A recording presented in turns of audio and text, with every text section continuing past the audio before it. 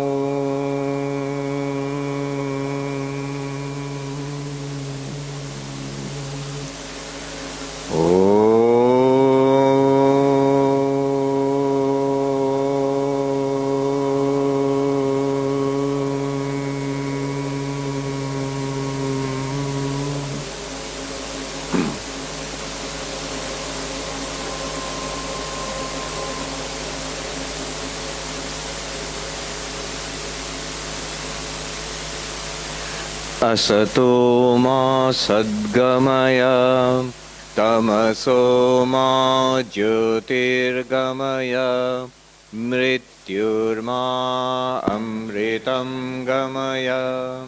Om Shanti Shanti Shanti. Om, lead us from the unreal to the real, lead us from darkness unto light, lead us from death to immortality. Om, peace, peace, peace.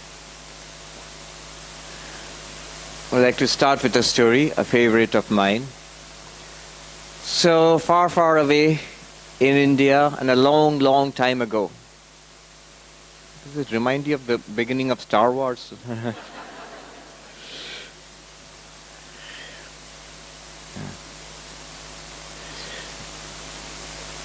In ancient times in India, in the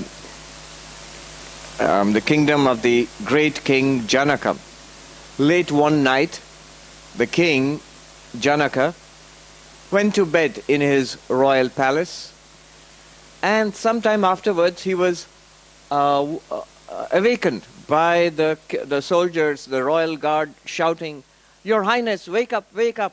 We are under attack. The enemy has attacked. The enemy king is here. We have to go out and fight him." And the king jumped out of bed and said, "Give me my armor and my bow and arrows and my sword, and call out the cavalry and the generals and everything. We'll go and fight." And they went off into the night, and there was a terrible battle. And poor King Janaka, he was defeated and captured and dragged before the enemy king. And the enemy, the invaders, said, "You are of royal blood, Janaka. I will not execute you, but you are exiled, and your kingdom is now mine." So overnight, the king became a pauper, and he was exiled from his own kingdom. And he walked through the streets of his capital, begging for some food or some water or help. Nobody would help because they were scared of the new invading king, the new conqueror. And so he walked and walked, and very soon came to the border of the kingdom and crossed over to the next kingdom, which leads me to believe the kingdom was not so big after all. And then on the other side of the border, he found, there was a place where poor people were being served food. It's the Indian, it's called khichdi in India. And so he stood in line waiting for his turn. And when his turn came, they gave him a bowl and gave him some slop there in the bowl, which with trembling hands he took up to his lips. And at that time, a kite, you have them here, I see them all over.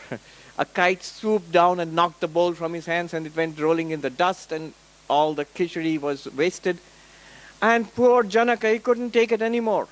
He fell on the ground crying, alas. I mean, in the story, the version I heard was in Hindi.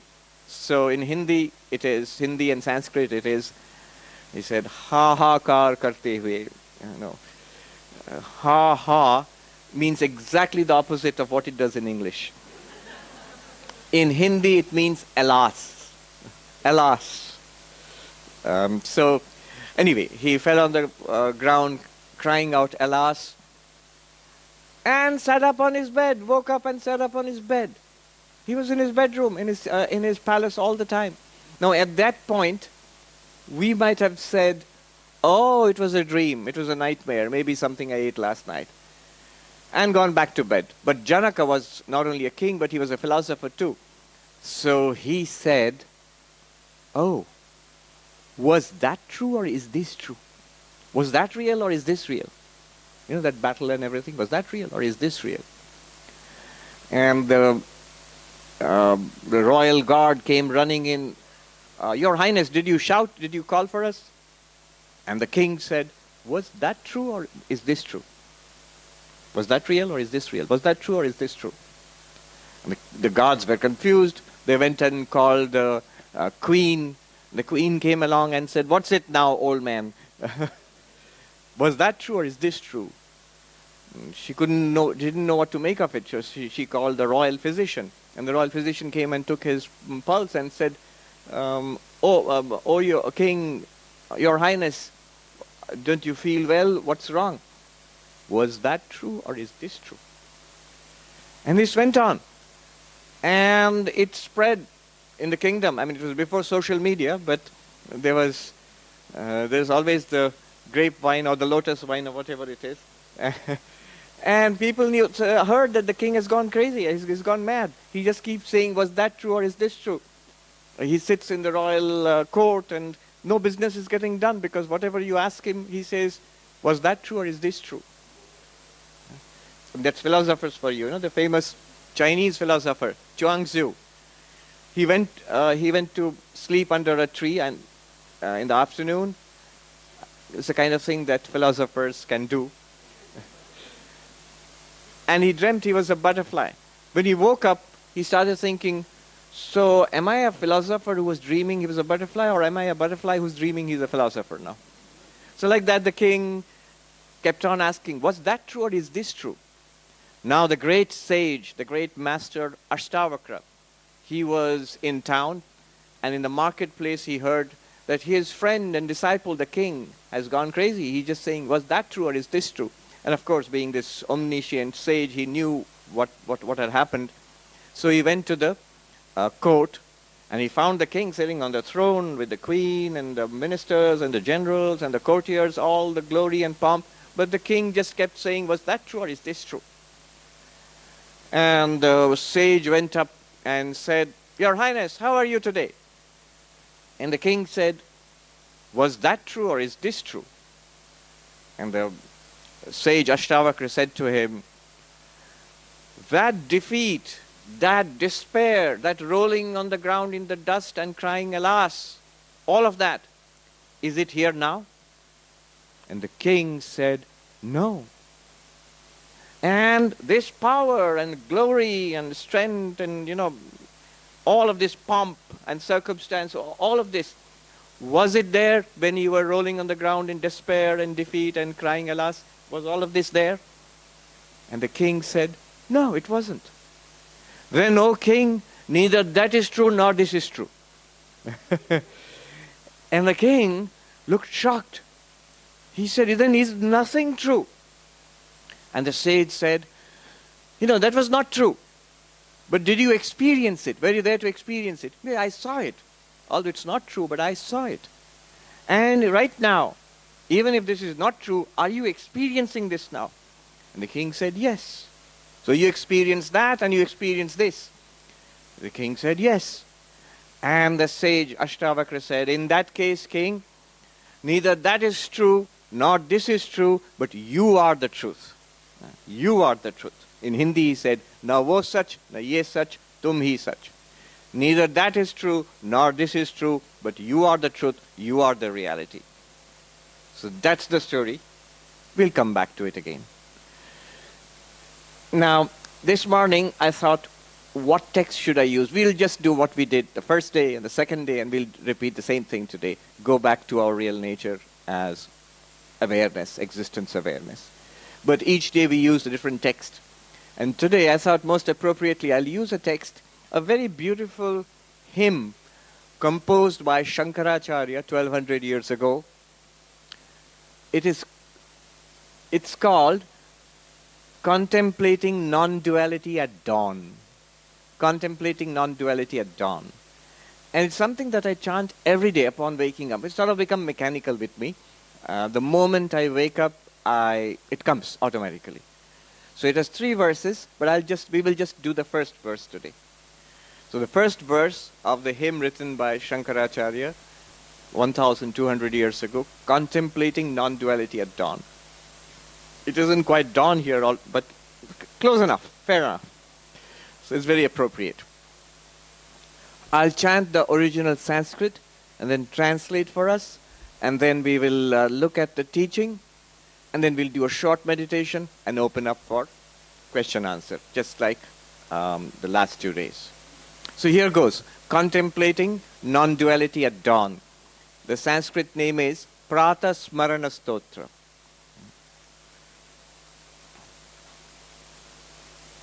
Prata Smarami Hridi Sangsvarad Atmatattvam Satchid Sukha Swarupam Paramahamsa Gatim Turiyam Yat Swapna Jagara Sushuptam Avaiti Nityam Tad Brahma Nishkalamaham Nacha Bhuta Sanghaha.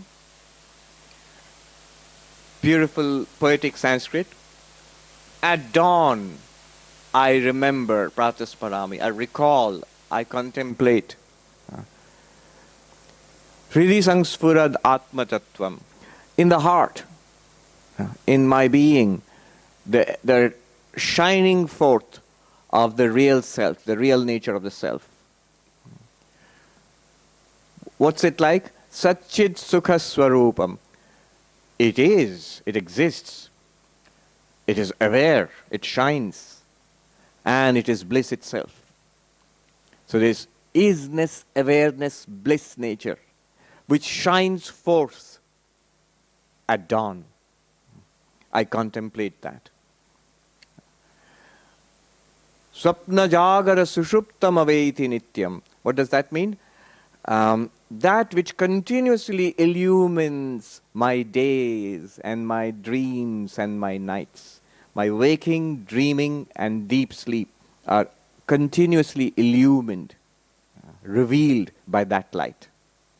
What light is that? That's my real nature. That's what I am. That illumines and reveals continuously all my waking, my dreaming, my deep sleep. Tad Brahmam aham nishkalam Brahma. I am that impartite, indivisible, non-dual Brahman. Nacha bhuta sangha. Not this conglomeration of material elements, this body, this mind. Not this. That indivisible, non-dual Brahman I am. So this is the first verse. Very profound. All of non-dual Vedanta has been poured into this verse. So, just like King Janaka, We contemplate on our waking, our dreams, and our deep sleep. See, this is our waking world.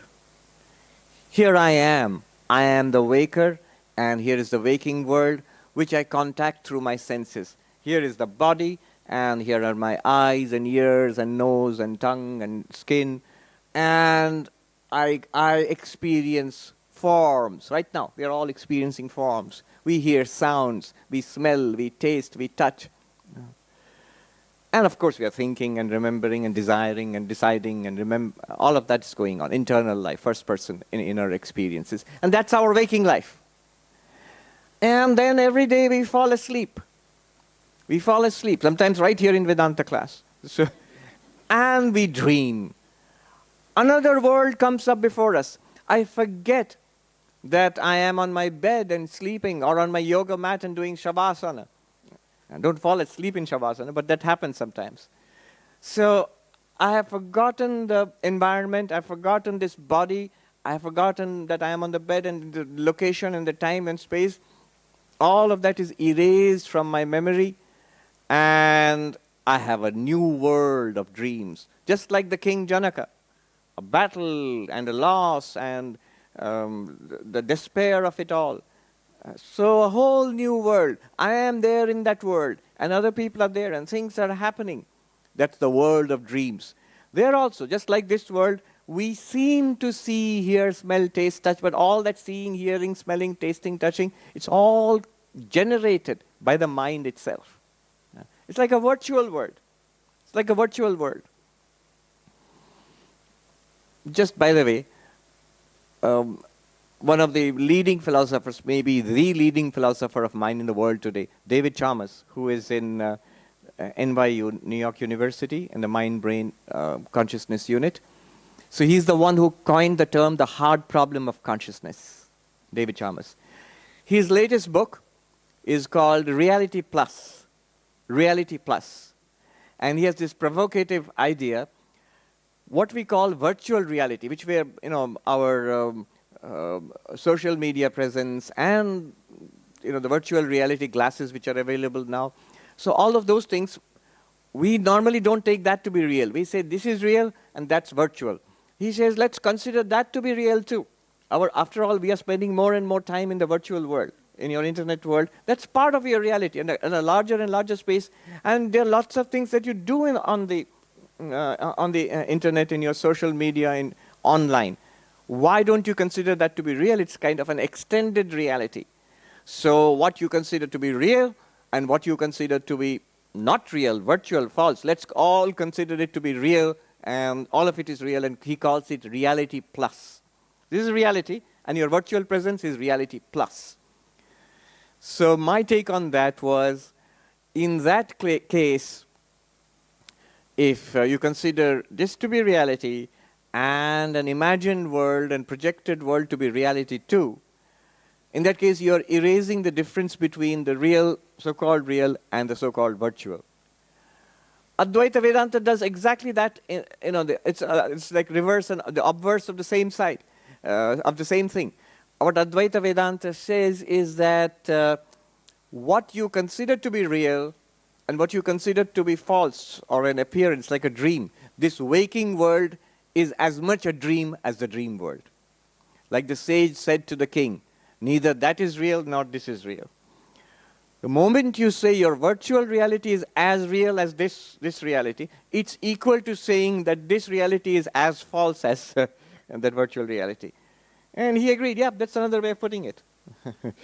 So, we have a dream world which comes up. And the things which happen in that. And we have completely forgotten our so-called waking self and the waking world. And then the dream world also disappears. There is a deep sleep world. The sleep world of darkness, blankness, uniform blankness. There you don't see anything, hear anything, smell, taste, touch anything, not even as a dream. You're not even aware of yourself in deep sleep. I mean, anyone who thinks that I am now in deep sleep isn't sleeping. I mean, so that's not sleep. And sometimes mothers will ask a child who's sleeping, if the good boy is sleeping, the kids, all mothers know, kids become hyperactive just before going to bed. They don't want to go to bed. So after a lot of difficulty, you have to put the child to bed, and the mother says, if the good boy is sleeping, then he will wriggle his toes. And the kid wriggles his toes, so you know he's not sleeping. You're not aware of sleep, you're not aware of the world, you're not aware of the body, you're not even aware of yourself as sleeping. And that's the deep sleep state. And yet it's a state. It's a state. And then we come out of it and back to the waking and the dreaming. And this continues. This is a general description of our days. Now the question asked in Vedanta, in Advaita Vedanta, is, notice one thing. The waking, dreaming, and deep sleep all belong to you. Nobody denies that. We say, I was awake, I fell asleep and I dreamt, and I was in deep sleep. I didn't know anything. I slept like a log. And then I woke up again. And I own it. I naturally own it that it was my waking, my dreaming, my deep sleep. The question here is very interesting. Who is this I? Who is this the one which experiences the waking, dreaming, deep sleep? Because it can't be the I, the waker here who's talking right now. Because this I, the waker, is gone in the dream. And the dreamer and the waker are both gone in deep sleep. And yet there is one underlying waking, dreaming, deep sleep who owns up that, yeah, they are all three of them are my states. All three of them are something that I experienced. So there is an underlying awareness, there is an underlying consciousness to which waking, dreaming, deep sleep appear. As the sage said to the king, O king, neither that is true nor this is true, but you are the truth. Because you experienced that, you are there, and you are experiencing this, you are here. You are the one who experienced your waking. You are the one who experienced your dreaming. You are the one who experienced your deep sleep. Waking came and went. Dreaming came and went. Deep sleep came and went. You did not come and go. You are there. And this is our common experience, our daily experience. So the way Vedanta puts it is, count. Waker and the waker's world. That's one. Dreamer and the dream world. Many dreams. Dreamer and the dream world. That's two. Deep sleeper and the deep sleep darkness. I won't say deep sleep world. There's no world there. It's just a blankness. Three. And the real you. The you who appears as the waker and the dreamer and the deep sleeper and their respective worlds. That underlying one consciousness. The fourth. Four. 1, 2, 3, 4. One, waker. Who's the waker? You, right now. Me, right now. We are the waker. And then we fall asleep. Last night you fell asleep and you dreamt. I'm sure you dreamt of yoga. Or maybe being warm and snug and in your bed. Not in a tent. So you dreamt that. But that was you. That was the dreamer. And then long periods of deep sleep. And then you woke up again. So there is one which is underlying the dreamer and the waker in the waker's world, dreamer in the dream world, and deep sleeper in the deep sleep world, deep sleep darkness. That one is number 4. Waker, dreamer, deep sleeper, fourth. So in Vedanta, this is used. This terminology is used. Number 4 refers to the real self, to pure consciousness. 1, 2, 3, 4. And there's a word for that in Sanskrit, Turiya. It's become a name for our real nature as pure consciousness, pure being. But Turiya in Sanskrit just means, literally it means number 4. What number 4? 4 in respect to what? 1, 2, 3 are waker, dreamer, deep sleeper. It's like this. There's an example which I love of golden ornaments. You can take clay and pottery and whatever, but golden ornaments. So there's gold which is made by a goldsmith into a necklace. And then it's melted and made into a bracelet. And then it's melted and made into a ring. Now you have three ornaments. First it was a necklace, next it's a bracelet, next it's a ring. But now somebody tells us there is something called gold which is the reality. Something called gold which is the reality. And if we, at this moment, if we search for gold, somebody tells us, fourth thing called gold.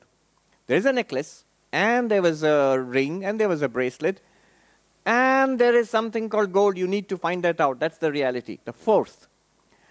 And if we think that, oh, so I have to find out gold, let me throw away the ornaments and look for gold. Will I find it? No, because I have thrown the gold away with the baby, with the proverbial baby with the bathwater. It's gone. So that's one mistake we make when we think that our real nature, what we are, Atman, Brahman, pure consciousness, isness, awareness, whatever you call it, is something apart from our experience now. Okay, so I'm here, but there is something called Atman. The Swami told me about it. I must find that. No, you'll never find it apart from this. And the second mistake that could be made is one of these, the necklace or the bracelet, that is gold. That is gold. Well, you might say it is gold. Yes, but not that particular form. If someone fixates on the necklace, oh, so this is gold. You said this is gold. What will happen is the moment the necklace is melted and made into a ring or a bracelet, you'll think gold is gone. Gold is gone. There's a story of another gold story of a jeweler, a man who sits in his little shop, and he had kept all his gold in a vault, and told his son, quick boy, take these keys to the vault and open the vault and get some gold for me. There's a customer who's come. And the child runs off, and then he comes back and says, there's no gold left. There's no gold. And the jeweler is astonished. What do you mean? I just saw there was so much gold. No, there's no gold. Come and see. And then the jeweler rushes back to the house and opens the vault. And he says, there's gold. And the boy says, where? Here. No, but that's a necklace. Here. But that's a bracelet. Here, that's a ring. Well, this is gold. He doesn't understand what gold is. He thinks gold has to be another kind of ornament. So, the one reality underlying all the ornaments, then what are the ornaments? What is a necklace if it's not gold? It is gold, but with the overlay, a superimposition of a particular form. When you give a form to gold of a necklace, and you give a name, necklace, and you use it in a particular way, put it on your neck, then you call it a necklace. But it's the same gold. When it's melted and made into a bracelet, you give a new form to it, like this. And you give a new name to it, bracelet. And you put it on your wrist. No longer try to put it on your neck. And so it's a new form, a new name, a new use. In Sanskrit, nama rupa vyavahara. And the claim in Vedanta is all that we experience in the waking, in the dreaming, in the deep sleep, all the people and the animals and the places, our own bodies and minds, the sky and the earth, all of that is name and form and activity. The underlying gold, the underlying reality is one reality.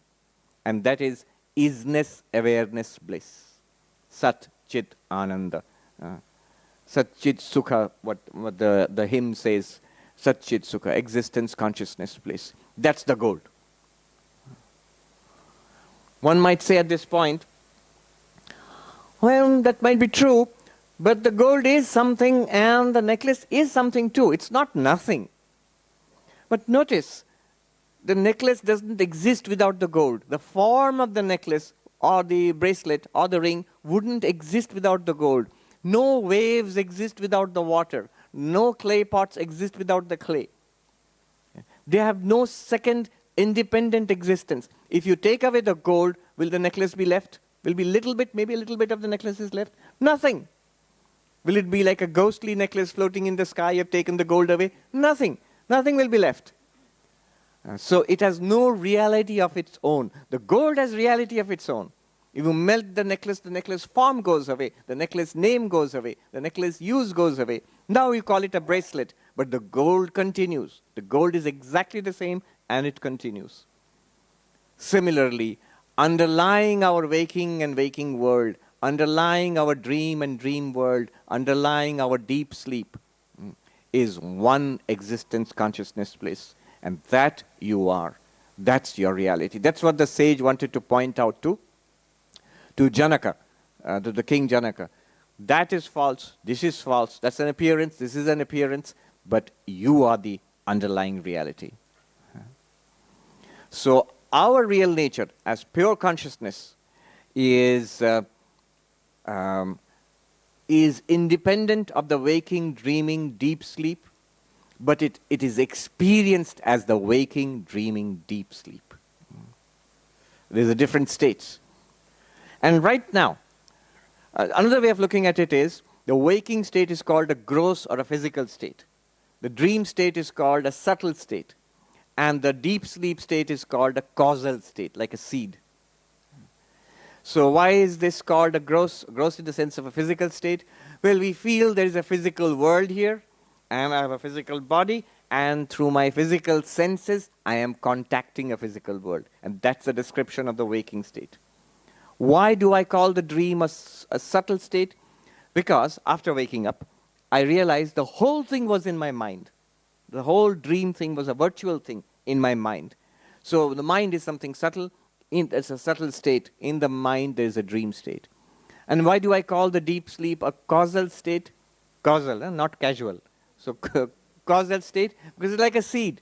When we go to deep sleep, everything disappears. My own personality also disappears for me.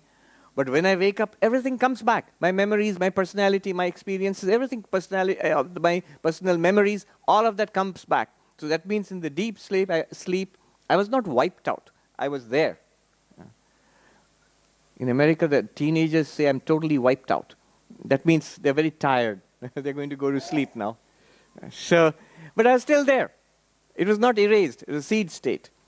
So waking, dreaming, deep sleep are three states. And right now, when we are waking, it's a physical state, but the subtle state is there because we also have minds. Right now, you can think. You can think, remember, feel. So minds are still there. The subtle is within is permeating the physical state. And the causal state, the seed state, is also there. In Vedanta, we talk about a causal body, a subtle body, and a physical body. So the causal body is the Karana Sharir, the causal body, which is there. And then the subtle body, the mind and its various, the Sukshma Sharir, the subtle body, that's there now. And there's a physical body. In deep sleep, in dreams, we experience the causal body and the subtle body, but not the physical body. And in deep sleep, we experience only the causal body, no subtle body. We don't experience the subtle body or the physical body. That's another way of looking at it. But all causal, subtle, physical, our bodies are not you. You are the awareness to which all of these appear, in which all of these appear, and into which they all dissolve again. So this is called, in Vedanta, avastatraya vichara, the inquiry into the three states. Inquiry into waking, inquiry into dream, and inquiry into deep sleep. To do what? What do we get out of this inquiry? We get out of this inquiry that there is a fourth. I am that to which the waking, dreaming, and deep sleep appear and disappear. And in the verse, Shankaracharya says, Swapna jagara sushuptim aveti nityam. That light which illumines my waking, dreaming, and deep sleep, that's what I am. That light must be a non-dual light. There is no second apart from it. Because I, the awareness, in me appears the waking world and the waker. And they are not a second reality apart from me. The entire universe that I see in the waking world, and I, the waker, they're nothing apart from the underlying consciousness which I am. they do not constitute a second, countable second. Similarly in dream, it's easy to understand in dream, because when we wake up from dreams, we understand whatever I saw in the dream, whoever I saw in the dream, that was nothing other than me, the dreamer. And I was in my own dream too. There was nothing other than me, the dreamer. Even the sky and the earth and the living and non-living beings, whatever I saw in the dream, everything was me. And that we all agree. Because when we wake up, we say, oh, I became like this dream world. And Vedanta is saying exactly that is happening in this waking world. I, the one underlying consciousness, I have become all of this. Become means, quote unquote, become. I am appearing like all of this to myself, the consciousness. And when I do not appear, that's deep sleep. Another example would be a movie example. So I have become all of this. This doesn't seem like that. I feel I am here, this person, and that's all different from me. These are all different people. It's like a movie. The story goes that there was this little boy who had never seen a film. And one day his dad took him to the city, big city, to show him a film. And this obviously must be decades and decades ago. And there are no such little boys anymore. Probably little boys nowadays wouldn't even want to go to a film. They've got it all on their iPad. Why would you go to a film? So they go out to see a movie.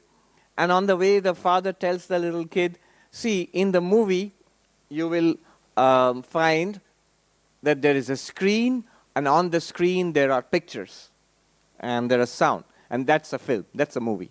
So when they get into the movie theater, the film has already started. And that's the problem, isn't it? That when we get into life, the movie's already started. We don't get to see the beginning of it. We are thrust into the middle of it. Mom and dad are already there, and the world is all around me, and I have this baby body which has just been born, and it's all part of a continuing movie. And at first, just like all of us, the little boy is engrossed in the movie, just enjoying it, just like we are. We do it, and then we get some amount of maturity and we question, what's going on here? And the little boy asks, where's the screen? Where's the screen? And the father says, there, right there, in front of you. Maybe they're watching Star Wars. I saw Star Wars when I was a little kid in a movie screen. That was in late 1970s, after the movie was released, and it came to India. I was a little boy at that time, and we watched the movie. The reason I remember it more than the Star Wars was my little brother started crying in the middle of the movie. And everybody else shushed us and finally threw us out of the movie hall. And I was so mad at him. So in the movie, suppose the Star Wars movie is going on, and the father is telling the kid, there, that's the screen.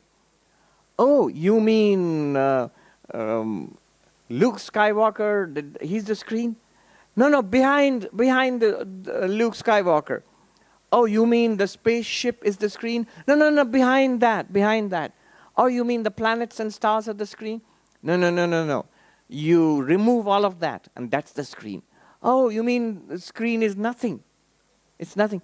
No. It's all of it. It's all of it is the screen.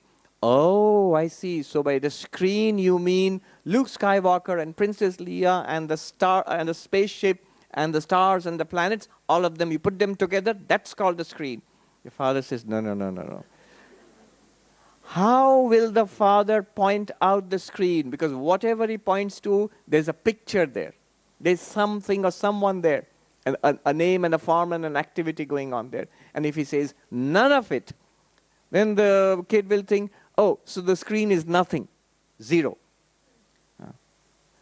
A very nice example, simple example. The profound philosophical positions taken by Advaita Vedanta, by, say, Mahayana Buddhism, Madhyamaka Buddhism, the Tibetan version. When you say emptiness, void, it's not nothing. In fact, the screen is the only reality there. The screen is not nothing. Without the screen, no movie, no Luke Skywalker, no Star Wars, no spaceships, nothing. Well, the screen is the reality.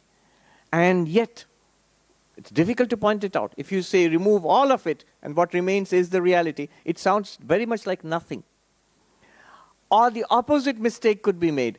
If you say all of it, that sounds like Vedanta. It is all Brahman. Then it sounds like a collection of things. A collection. You put everything together and that's Brahman or that is God. No, no, no. No, not those things. Not a list of things. Not a catalog of things. It is neither a group of things, nor is it nothing. It is that which is appearing as everything and as nothing. It is that which is appearing as our world of waking. It is that which is appearing as our world of dreams. And it's that which is appearing as the blankness, or not appearing at all. Deep sleep, not appearing. In the cosmos, we say Narayan or Vishnu appears or projects this entire universe. That's called the daytime of Brahma. And then it withdraws the entire projection back into itself. That's called the nighttime of Brahma. So the waking, dreaming, deep sleep, all appearing and disappearing, underlying is one reality all the time, constant isness shining, and that is you. So the verse says, that Brahma nishkalamaham nacha bhuta sangha. I am not one particular thing or one particular body in one of these states. Normally, what do we think? I am this body, and this is my reality.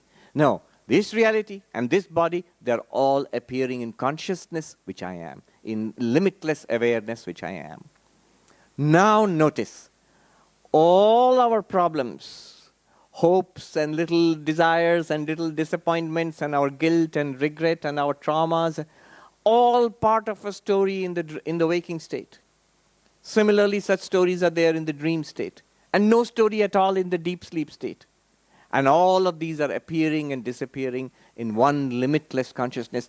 The beautiful example is the sky right now.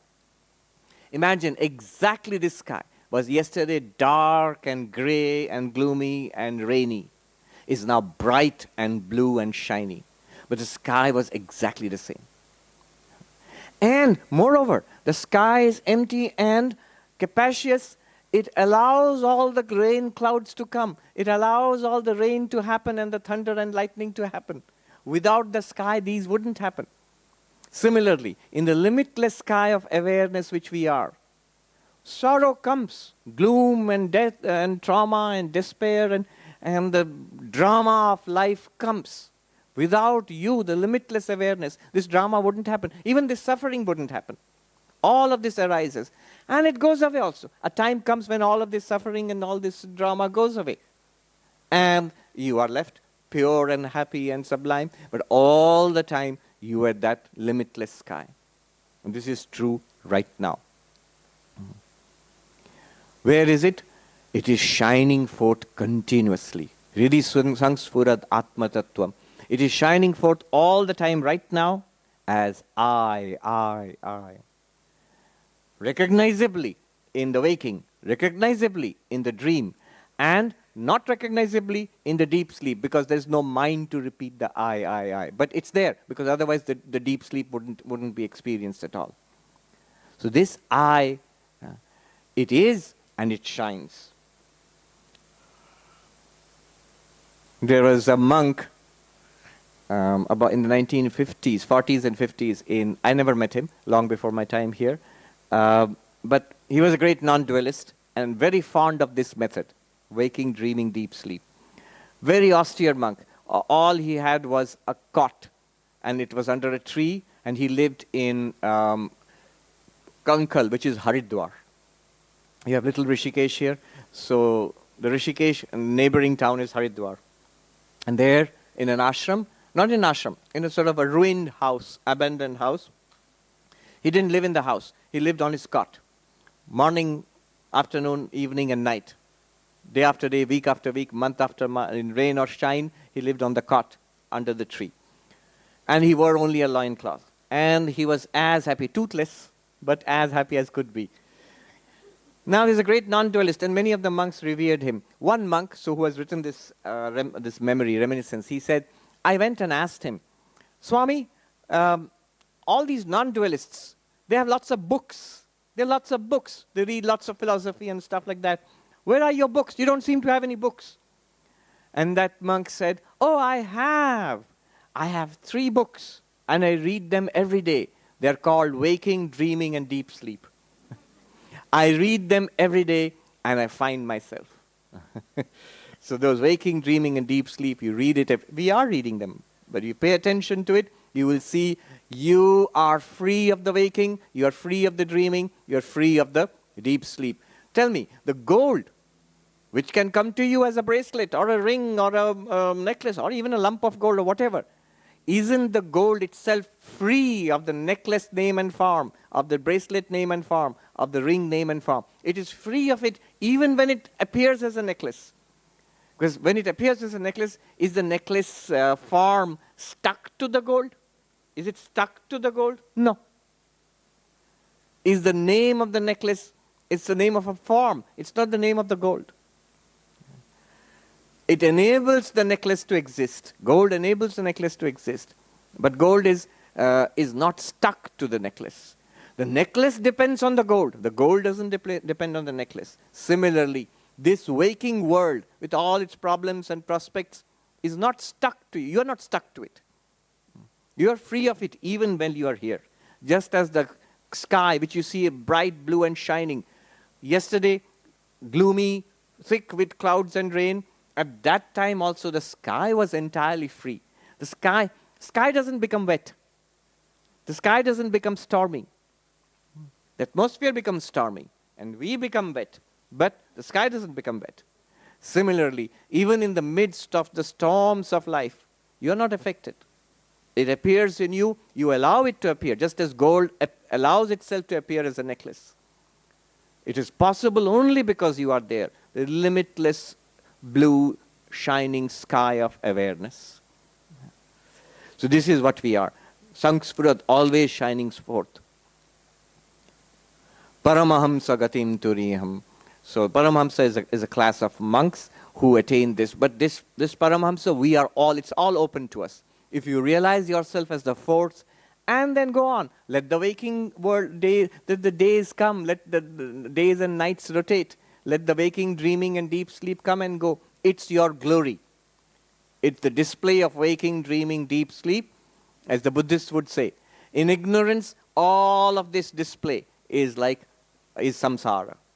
In enlightenment, all of this display is nirvana. In ignorance, in our, before Advaita, before Vedantic knowledge, this waking, dreaming, deep sleep is our life. We are terribly caught up with our waking. We really don't bother about our dreams unless you go to the therapist who is interested in your dreams. But notice, what's the difference between a therapist and a Vedantic teacher? The therapist is concerned with the contents of our dream. They would like to know what you dreamt of and what happened, what do you feel about it.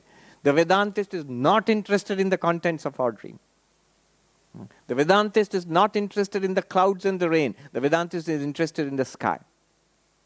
The Vedantist is interested in the awareness in which the dream contents appear and disappear.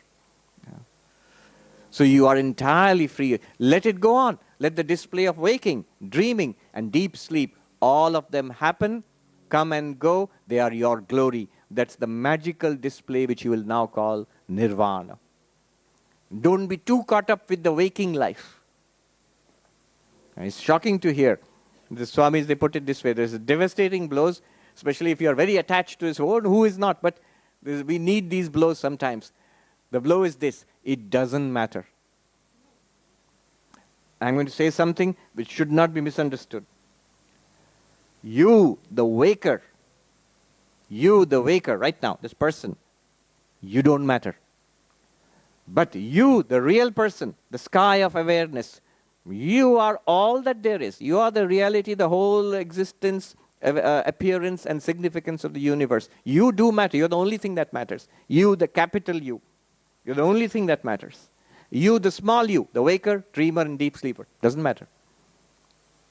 Just as little as we would regard our own dream selves.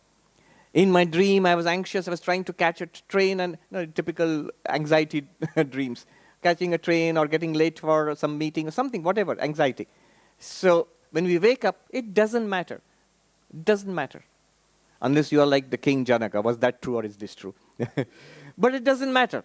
Similarly, from you, the sky of awareness, this waking person and his or her little projects and plans and hopes and frustrations, doesn't matter. You're fine. You're fine. I love this saying, that two sayings. I don't know what the source is, but they're so Vedantic. One saying is, whatever is behind you and whatever is in front of you yet is as nothing compared to what is within you. Whatever is behind you, the personal story of me, the waker. Whatever is in front of me is the remaining years and the remaining part of the story as the waker. Is as nothing compared to what is within me. What is within me? The fourth, the limitless, immortal, ever-shining sky of awareness. That's what you are. And the second saying I like very much is even more succinct and to the point. It says that we think we are human beings in search of spiritual experience. But the truth is we are spiritual beings having a human experience. Right now we think, I am this person here. I am searching for Atman, Brahman, pure consciousness, awareness, immortality. No. You are pure consciousness, pure awareness, immortal, having a waking experience. Be free, be happy, be at peace. Enjoy. Enjoy. This is your glory. Even the worst moments of it, even the rainiest moments of it, is the glory of the ever-shining blue sky. Okay, short meditation, and then we'll open up for Q&A.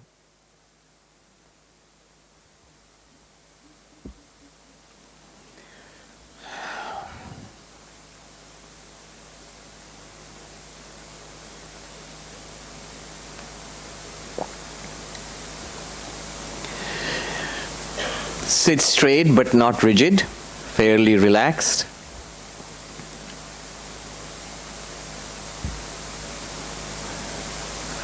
When we are comfortable, when you would like to, you can close your eyes. Gently close the eyes. Breathing normally, breathing in, breathing out, breathing normally.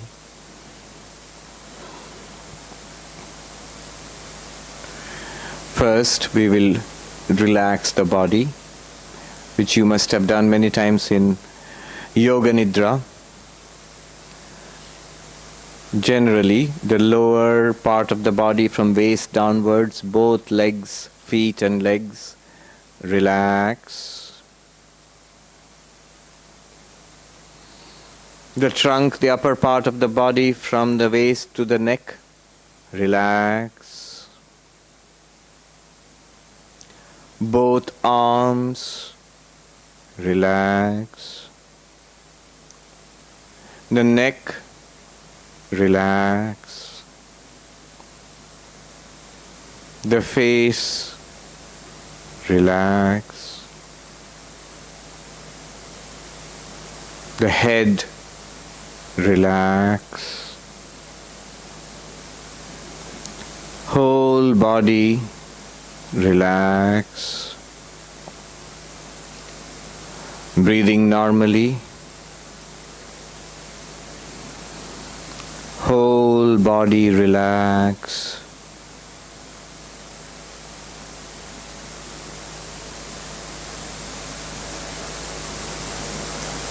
Listen to the sounds around you.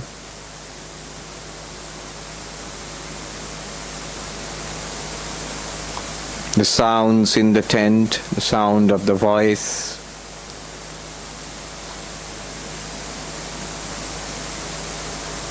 The sounds immediately around us. The sounds far off. Listen. Do not fixate on any particular sound. Let the sounds arise. Do not resist it. Let the sounds play around. Let the sounds disappear. Do not follow it. Listen.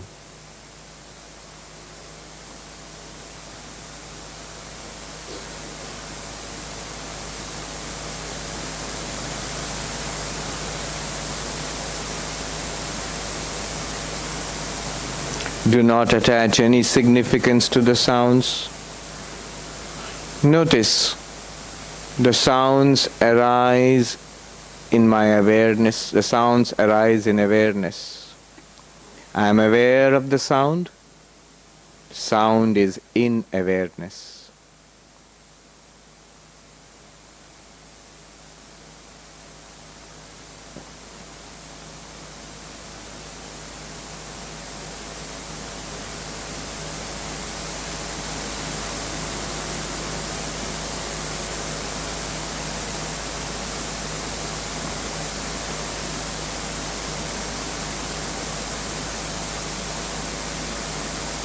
Sounds nearby, sounds far off.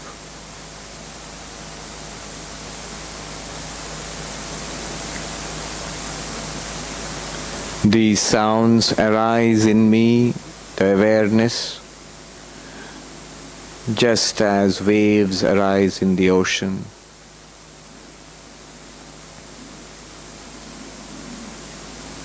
Just as waves subside in the ocean, so do these sounds fade away into me, the awareness.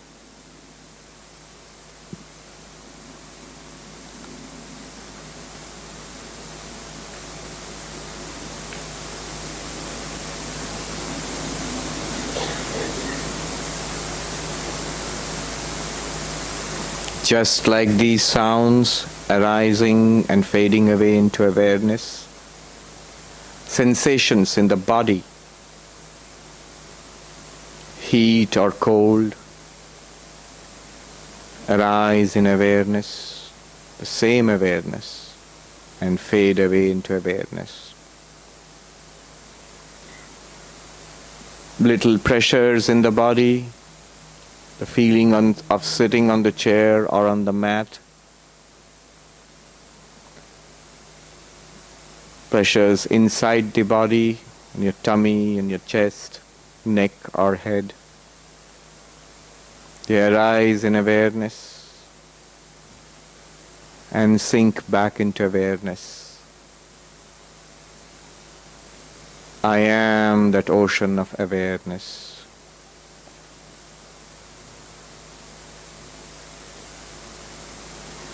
Every sound reminds me I am awareness. Every bodily sensation reminds me I am awareness.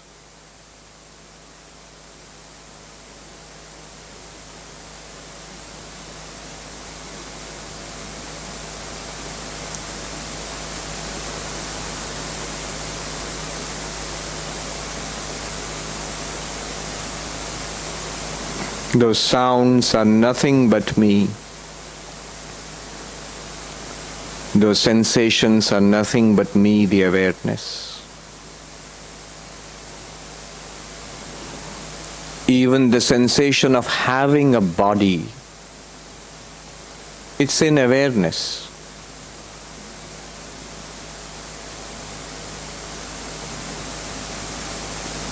Thoughts, memories, impulses, they all arise in awareness and sink back into awareness. They are nothing but awareness.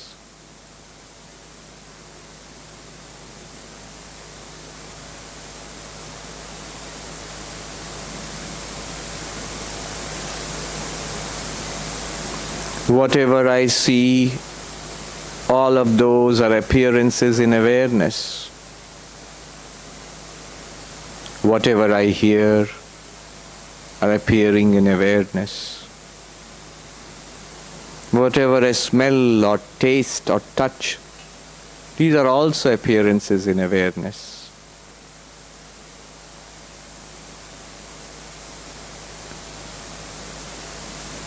Pleasant feelings are appearances in awareness. Unpleasant feelings too.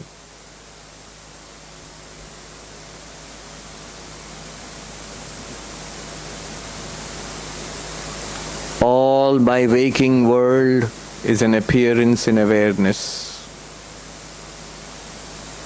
And that awareness continues when the waking world disappears and dreams come in sleep.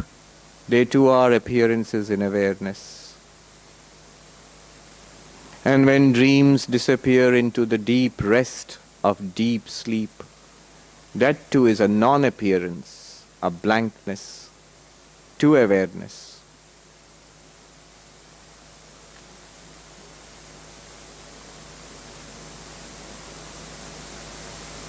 Thus do the days roll by, months, years, and decades. Time itself is an appearance in awareness. So is space. As my own body is an appearance in awareness of awareness, so are the bodies of all other living beings, human and non-human. Sky and earth, water and fire and air are all appearances in awareness and nothing but awareness.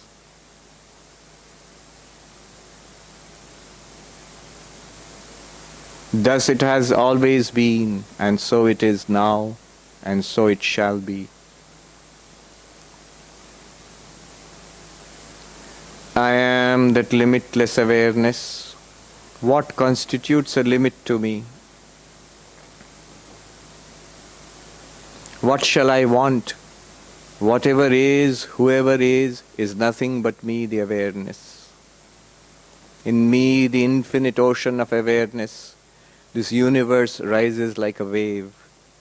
Whether it rises or subsides, the ocean is neither increased nor diminished.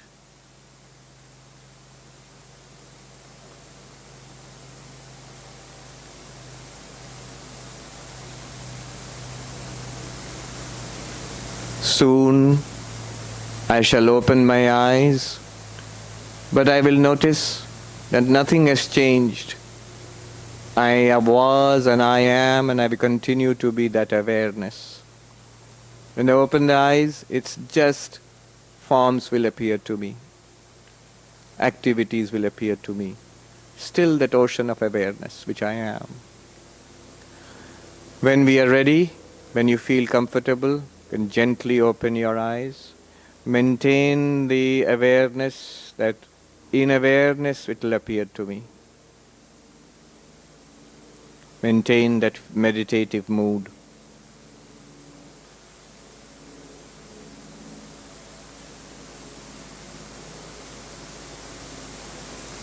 Gently open your eyes. When you're comfortable, you can look up.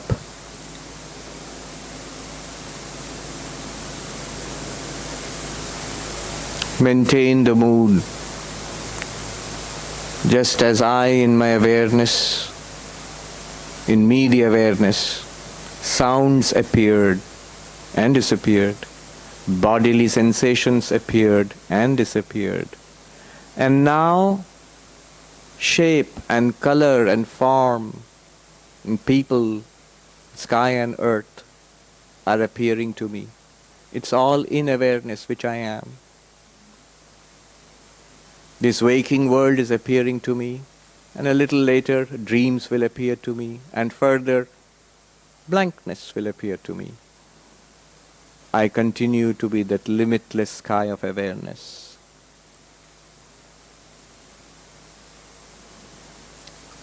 What is here that I will reject? It is I alone. What is here that I will grasp and want? It is I alone. I make this display possible. But I am not trapped or stuck to this display. The display changes ever and ever. I am happy. It is all right.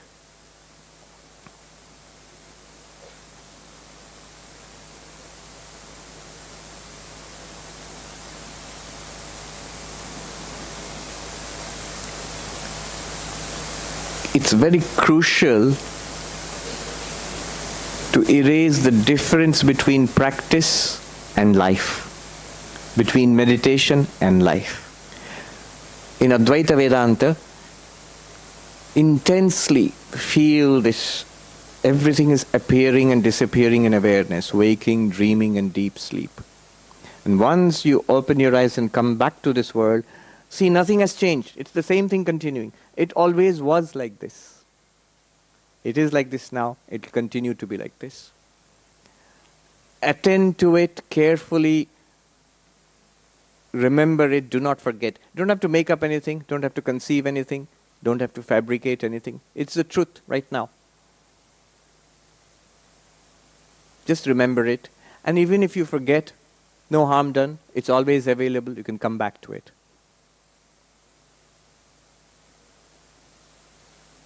Take it as a practice, but that's preliminary. Afterwards, it's not a practice. You just life. It's just life.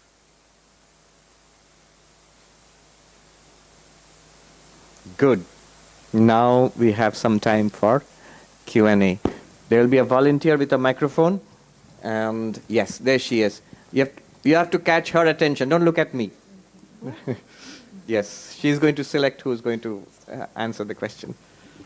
Namaste Swamiji, I'm Sangeeta. Tell us your name and ask the question.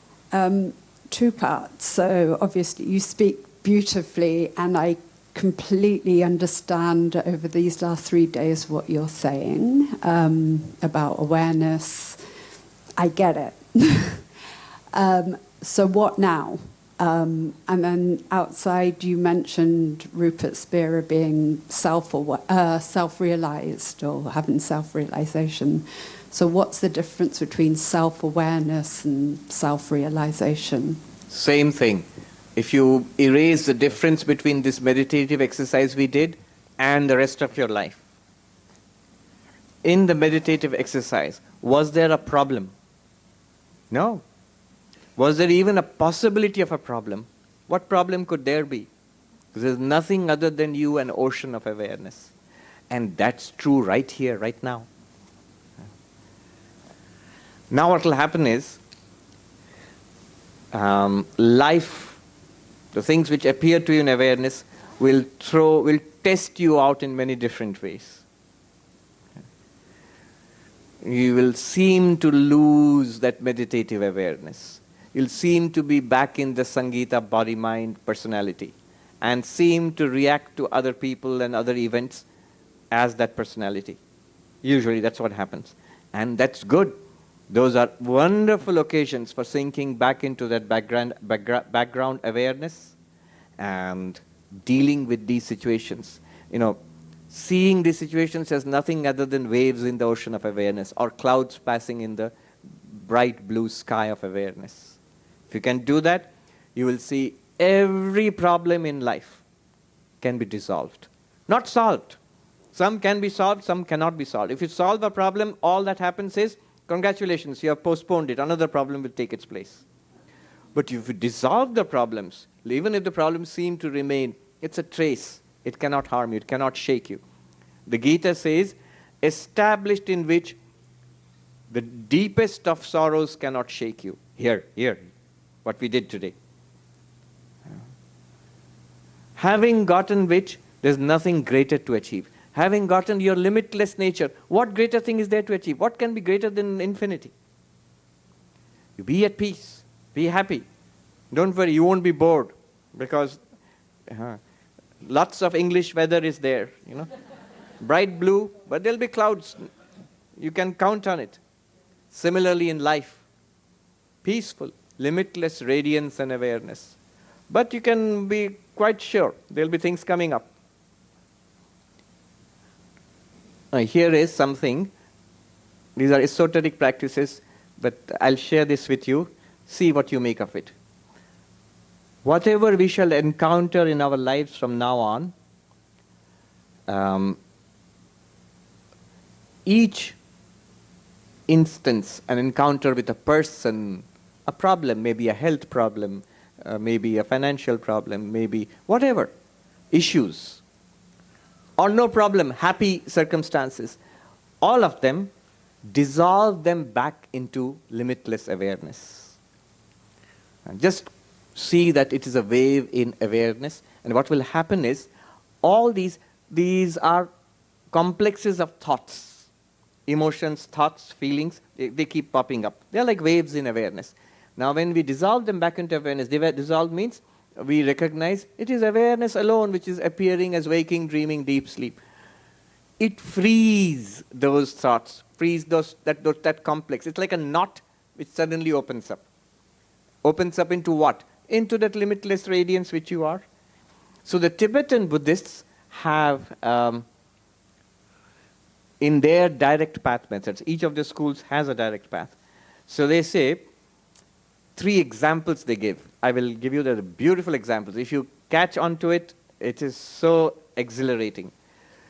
At the beginning, they say, what will happen is when you dissolve back into awareness, those thoughts, they will be like snakes uncoiling. The snake is coiled up, suddenly it uncoils. The coil is gone. It's a snake uncoiled and it's free, now it goes away. The thoughts are like a knot, not like a snake coiled up.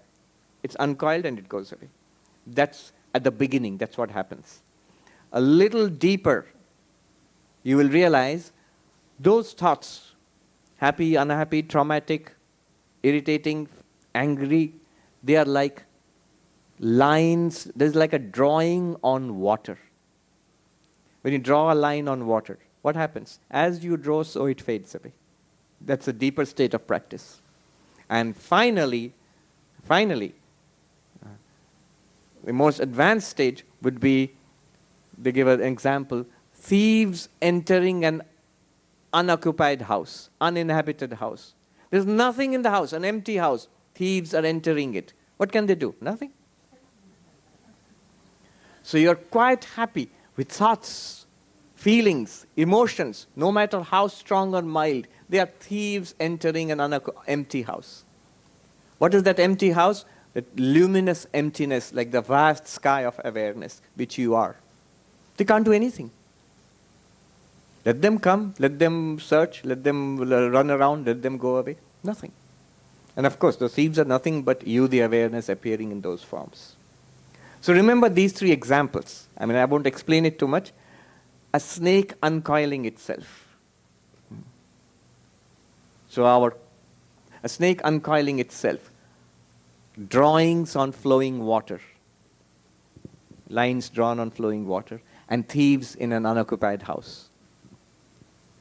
That's what everything is in life. If it feels very real, let it uncoil and slide away like the snake. It will feel less and less real. They are like lines drawn on the water, the flowing water which you are. They appear and disappear. And even more, you see yourself as a vast, empty luminosity. Let the thieves come and go. Nothing.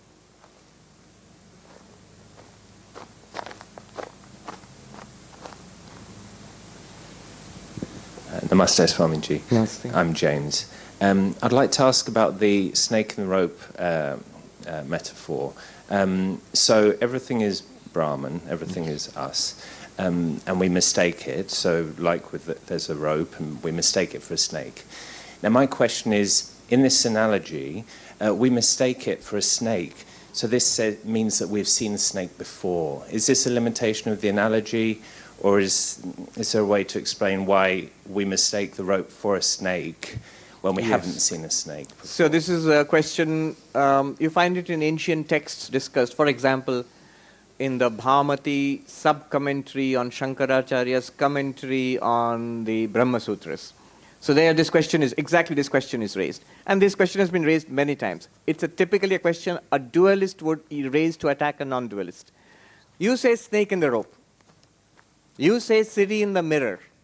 But all of these presumes that a snake in the rope, there are real snakes. And you have seen a real snake. That's why you are mistaking the rope for a snake. So the universe is like a city seen in a mirror. But there is a city outside which is seen in a mirror. Right? I understand. The city in the mirror is a reflection. But there's a real city outside. So why don't you admit there are real snakes, there's a real city, there is a real universe apart from you, the consciousness. You are a little bit of an aware, sentient being, and apart from you, there's a real, vast universe outside. Why don't you admit it? Now, the answer given by the Advaitins, multiple answers are possible. Here is one. All that is needed to mistake a rope for a snake is an impression vasana of a snake, not a real existing snake outside. So, for example, I might have seen snakes in a horror movie, and then I mistake a rope for a snake when I step out of the movie theater. Now, I never saw a real snake. But I saw something that looked like a snake. Now, that's enough for me to make a mistake about it. Similarly, the answer given is that over lifetimes, we have accumulated these experiences. And they are enough to keep on generating various kinds of illusory experiences. And so we keep making this mistake. Right? And it is basically what is happening is consciousness itself appears to itself in all these forms. And what has happened to us is we lose sight of the underlying consciousness and we just see the forms and we make a samsara out of it. It's like we're forgetting it's a movie and we take it all very seriously and make a terrible samsara out of it. Whatever is in the movie is perfectly all right as long as we recognize it as a movie. Even a horror movie is all right. Even a tragedy is all right. It's aesthetic experience only when it's a movie. If it's real, it would be suffering, terrible suffering. Yeah. Pranam Guruji. I just wanted to ask you about a fundamental question. This is about, as you're talking about Advaita, there are other acharyas who refer Advaita in a different way. For example, Nimbarkar Acharya. There is Dvaita, yeah? And the other one is Vallabhacharya, Shuddha Advaita. Yeah. So out of all these three, I mean, how do you make the difference out of Shuddha, and... Yes, so there are different schools of Vedanta in ancient and medieval India. So the question is, you're talking about this as Advaita Vedanta. This is Shankara's Advaita Vedanta, the Shankaracharya school of Advaita, non-dual Vedanta. But there is also, as he said, Vallabhacharya school of Shuddha Advaita, which translates as pure Advaita. There is also the Nimbarka school of Dvaita Advaita, which is dualism and non-dualism. There is also the school of Ramanuja's Vishishta Advaita, qualified non-dualism. You're saying, what is my take on all these? You know, all of these, except for the Advaita which we are talking about, all of them are all dualisms in some form or the other. It sort of was prestigious to call your school non-dualism. So, I am a dualistic non-dualist. So, everyone would attach the Advaita name, the non-dualist name to their school, except Madhvacharya, who straightforward called his school dualism. But all of these are dualisms, and they all talk about bhakti, devotion to God. They all have one thing in common. They do not engage too much in the deconstruction of oneself. What we did here, I am not the body, not the mind, I am the background awareness. You are working on yourself, your conception about yourself. What these schools do is, they leave you alone more or less, and they focus you on God. What God? The theistic God, the God of scriptures, the God of religion. The two are not different. This vast, limitless sky of awareness which I saw myself to be right now, seen from the inside, it is I, it's me. But seen from the outside, if I leave myself as just this guy, Sarvapriyananda, I don't inquire into who am I and all that, then that limitless sky of awareness becomes God for me, the God of religion. Because the universe appears in that, is sustained by that, and the universe disappears back into that. All my life I'm completely dependent on that reality. I don't recognize it as I, therefore it becomes God for me. And then you have these multiple philosophies or schools. They all, now what do you do? If I'm just this guy, I'm not thinking of myself as I'm not body, not mind, I don't do that. I just relate to that limitless awareness as I, the jiva, sentient being, and that's God. That's Ishvara, Bhagavan. Many names are there. Basically the God of theistic religion. In that case, I have to set up a relationship. I am a devotee. I'm the servant. The Lord is my master. Or the Lord is my friend. Or the Lord is my parent. Like in Christianity, for example, the Heavenly Father. God is my Heavenly Father. It's the same limitless existence consciousness bliss. But now instead of going through this analysis, I just leave things be. This is the world, and this is me, and there is some such thing. What's the harm in that? No harm. It's a beautiful thing. You can set up a devotional relationship with God in that way. Only problem there is then it becomes entirely a matter of faith, matter of belief. You don't see it for the reality which it is right now. In Advaita Vedanta, you can see it as a reality, a vibrant reality, ever present, choicelessly that, and you yourself, right now. That you don't get in a dualistic approach. There it becomes a matter of faith. You have sort of distanced yourself from that reality. And then devotion is possible. Sri Ramakrishna put it in this way. There are only two choices. Do you want to taste sugar or become sugar? So Advaita is the way of becoming sugar, and you're realizing that you are sugar. And the dualistic schools are the ways of tasting sugar. I retain a separate identity for myself, and I taste sugar. But in Advaita, in non-dualism, there is devotion possible. There is a saying among Advaita masters. The saying is, Bodhat prag dvaitam mohaya prapte manishaya bhaktyartham kalpitam dvaitam advaitadapi sundaram. So before enlightenment, this world of duality, subject and object, it traps us in delusion, samsara. But after enlightenment, when we look back at this world, what do you see? I, the limitless awareness, is appearing in this way. Now suppose you cultivate, deliberately imagine a duality. A duality. There is a limitless ocean of awareness. Now I'm imagining I'm separate from it. Now I know I am it, but now I have to imagine I'm separate from it. That imagined duality, it can, why would you imagine that? To taste sugar. To taste sugar. And it says, this is even more beautiful than non-duality. A duality conceived within non-duality to taste sugar is even more beautiful than just non-duality. Advaitadapi sundaram. That's why all the non-dual masters, Shankara and his followers and many others, they were great bhaktas also. They were great lovers of God. How do you reconcile these two? You can. After realizing you're the limitless awareness, you still are back as the waker. And you can still go to lunch and have a cup of tea, or go to lunch and talk to your friend and do yoga. If you can do all that, you can also worship God and love God. There's no problem. All the time knowing that I am the ever problem-free, limitless existence, consciousness bliss. Hello, Swami. It's nice to see you again after 4 years. Where are you? Oh, there you are. I'm here. Hi. I've got a question about deep sleep. So Advaita is about direct experience in the now. While I intuitively understand what you're saying, I don't have I don't have an experience that I know of deep sleep. I go to sleep, I wake up, and I remember if I have dreams. I don't remember if I don't have dreams. So that's my experience.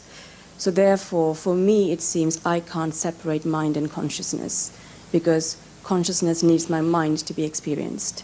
So how do I then separate the two? All right, there are two things. What's your name? Devi. Yes, Devi, without the personality of Devi, right now Devi is working through the waker personality.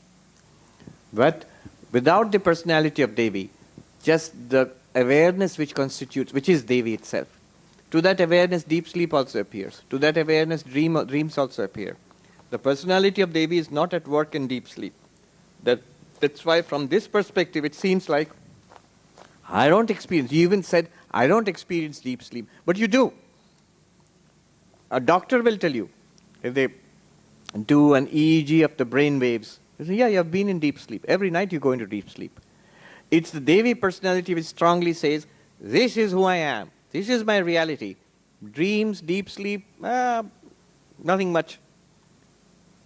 You have to step back from the Devi personality into awareness itself, which is there all the time.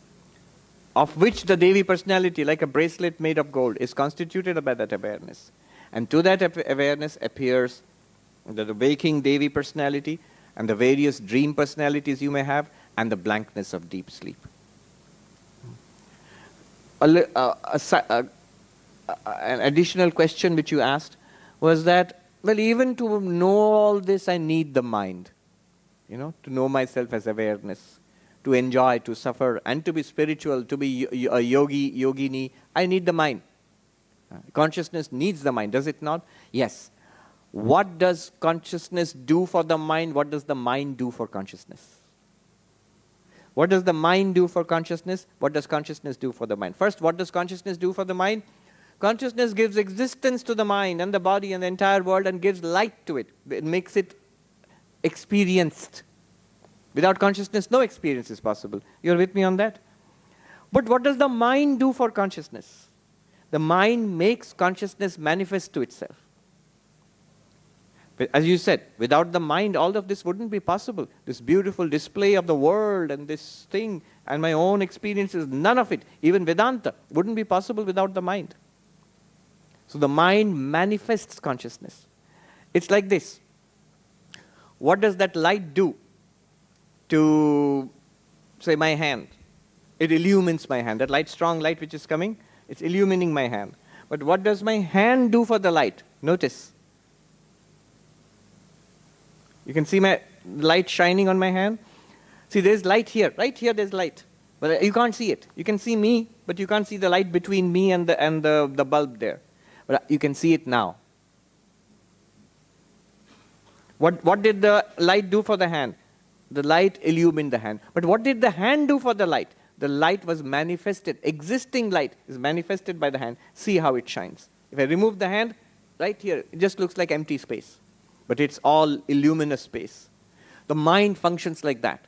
You are limitless awareness. The mind comes in between. And now you have experience. You have conscious experience of seeing, hearing, smelling, tasting, touching. You have conscious experience of waking, dreaming, and the absence of objects in deep sleep. What's deep sleep like? Like this. Notice this space here. Seems like nothing. But it's full of light, this space. The moment a mind comes or a hand comes in between, the luminosity of the space is revealed. When the mind wakes up, the ever-present consciousness is manifested. Then your next question will be, aha, so the mind, consciousness for some reason depends on the mind for something at least. Consciousness depends on the mind for something at least. Yes, and no harm in that. Remember, consciousness is the only reality in Advaita Vedanta. Even mind, body and world are all appearances in consciousness. So the mind is an appearance in consciousness, nothing apart from you, the consciousness. All right, one more question and then we are done. Hello. Where are you? Yes, there, right back there. David Crosser. When we did the relaxation thing that we went through, how does one relax the mind? We went through the arms and legs, but the mind. Yes, how does one relax the mind? The mind is relaxed first by relaxing the body, then through rhythmic breathing, and then through holding on to an object of meditation. Could be a mantra, could be one thought, which will blank out all other thoughts, and then you let go of that thought too. So, relax the body, still the body. Make the breath rhythmic, deep, not shallow, but not forced, effortless. And then the mind itself, focus first. First focus on a mantra or on something. And then let go of let that focus blank out all other distraction. And then let go of the focus too. It will relax. Good. Let us all relax, not only the body and the breath and the mind, but into the ultimate reality which we are, which is consciousness, which is all the time easily, freely available to us. The open secret in our lives. We will notice whatever happens from now on, whatever has happened in the past, we will keep coming back to this, that we will always notice it is all a display to consciousness, which I am. And as consciousness, I am as limitless as the bright blue sky. I am always free of the clouds, even when the clouds appear and disappear. Om Shanti Shanti Shanti Harihi Om Tat Sat Shri Ram Krishna Arpanamastu. Thank you so much.